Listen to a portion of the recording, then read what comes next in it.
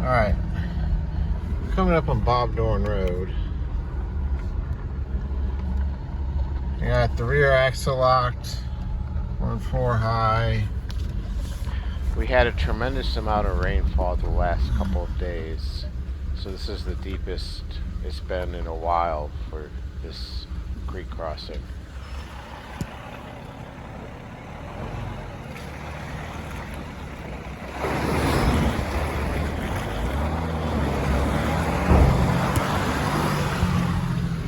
That was deep.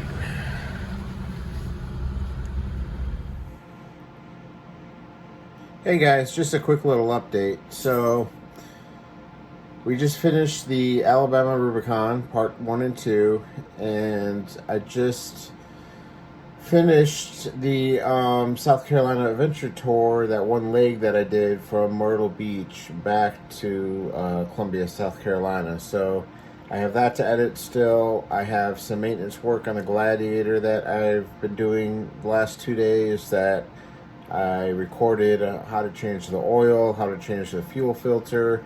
We rotated the tires. I also found out that there is starting to be a known issue with the Gladiators with the EcoDiesel. Back on the firewall by the exhaust, there's a wire harness that could become undone and rub against the exhaust and kind of melt the harness. So I could show you guys where that is on the Gladiator with the EcoDiesel, where that is, and how to know if yours is touching it and how to fix it.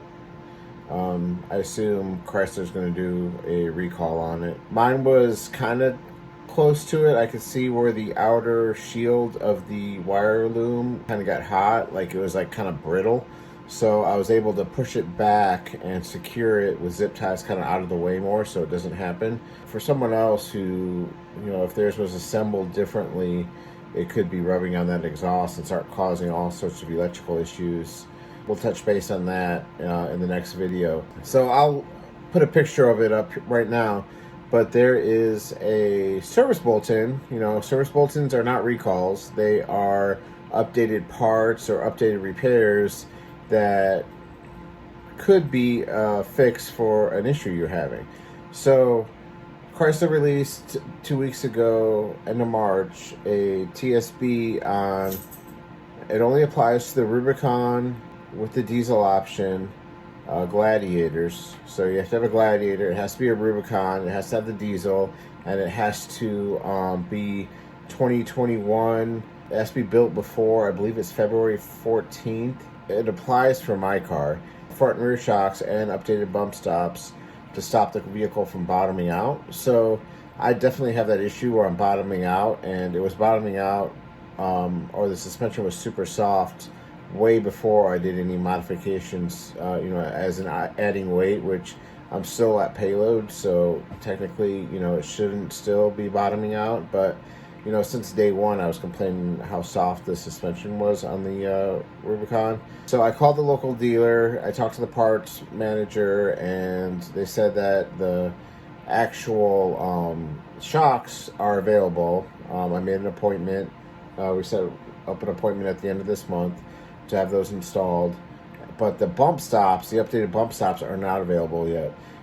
They're still on back order, or still being designed. So he said that we can put the shocks on, see if that helps, and when the bump stops come in, he'll give me a call. So, you know, if you're lucky like me, if you got like a local dealership that, you know, is willing to work with you, if you're, you know, buying food and donuts and Starbucks and stuff, that can get you a long way with some of these guys. So we'll touch base on all that on this video. So I got still a lot in the pipeline, and please keep liking and subscribing. The channel's growing. In the last day, I got 4 new subscribers. So current subscribers are up to 710. We're definitely growing a little bit more. So I like to keep doing that. We're eventually kind of turn this into a full-time gig. You know, build the Gladiator, and then the wife's talking about wanting a Jeep now too. So maybe do another build, maybe a Mojave, or hell, even her Lexus GX would be a pretty cool build too. So anyway, good night. I got a couple more videos to do tonight, see how far we can get. the South Carolina Venture route, which I'll show you in this next video. So all in all, it took about 4.5 hours from the beach to Columbia, South Carolina on gravel roads. And boy, I found some cool things, some cool spots, some cool trails. Definitely some stuff I want to check out later, but it was definitely a cool route. I can't wait to show you guys that coming up soon. We still have Utah coming up as long as the gas prices don't go up anymore. We still got the suspension coming, and I can't wait to show you guys his next adventures. So, all right, see you later.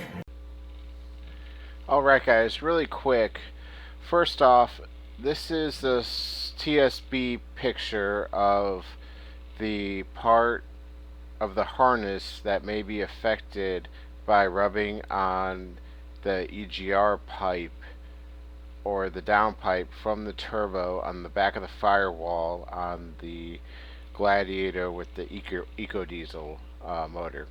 So on this, you want to check and see if yours is touching it. Now you can have a couple millimeters clearance in there because it is wrapped in a heat shrink, but it's not so much the heat but the friction of it rubbing together. So I posted a picture of mine on there, and you can pull back the passenger inner fender, the rubber fender or the plastic fender, pull that up and get a better view in there. But since I had access to a lift, I put it up in the air and pulled it back and checked it there. And as you can see from the picture, I was able to kind of pop it back in the clip and zip tie it more out of the way, so I had about 3 to 4 millimeters of clearance in between the wire harness and the hot pipe. Moving on, this next picture is the TSB service article for the rough ride on the 2021 to 22 diesel Gladiator Rubicons. And the part numbers are on the bottom. From what I'm told, the shocks are available, but the bump stops are not. So ideally, you should wait till both are available before you bring it in for the repair.